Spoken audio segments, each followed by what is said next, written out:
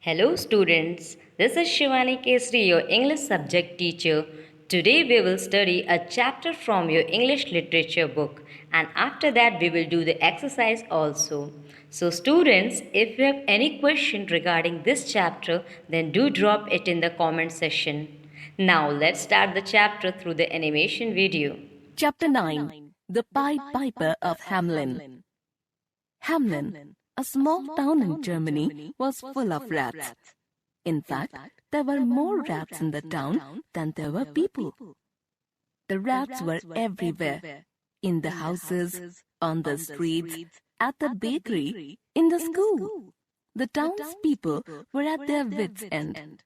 The rats were a menace, and a solution had to be found fast. The mayor often held meetings with his council at the town hall. They tried to think of different ways in which they could get rid of the rats. At first, they thought that the town cats would drive away the rats. However, even the cats were not effective because of the number of rats. The mayor and the council members were in a real dilemma. One day, the mayor was discussing the problem with his council members in a meeting. Suddenly, there was a knock at the door. The mayor called, "Come in." The door opened and into the hall walked a strange man. He was tall and thin, with sharp blue eyes and wore a long cloak. He had around his neck a scarf with yellow and red stripes. At the end of the scarf, they noticed a pipe. "And who are you?" Asked the mayor. "I am able by means of a secret charm to draw all creatures that creep or swim or fly or run after me so as you never saw. And I chiefly use my charm on creatures that do people harm. People call me the Pied Piper. It is well known that Hamelin has a problem with rats. I can rid your town of all the rats. Will you give me 1,000 glider?" He asked the mayor and his council. 1,000? We will give you 50,000 guilders. Exclaimed the mayor. The stranger nodded. There will be no rats in Hamelin tomorrow. The man stepped out into the street and pulled out a pipe from under his cloak. He started playing his pipe. He played a strange, magical tune that could be heard in every corner of Hamelin. The people of the town were enthralled by the music. A strange, mighty rumbling sound was heard. And out of the houses, the rats came tumbling. Great rats, small rats, lean rats, brawny rats, brown rats, black rats, grey rats, tawny rats. Families of rats, brothers, sisters, husbands, wives, fathers, mothers, uncles, cousins, danced behind the Pied Piper.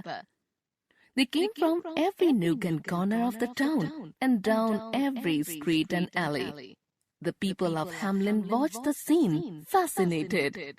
The piper played on, and the rats followed him.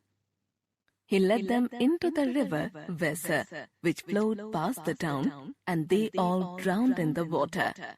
The people danced on the streets with joy. They rang the church bells so loudly that nothing else could be heard. After getting rid of the rats, the piper returned to the mayor. "Please give me 1,000 guilders." Students, this is an exercise of the this mayor and his chapter. council If you want, you refused to can pay pause him. the video and 1,000 do it. guilders?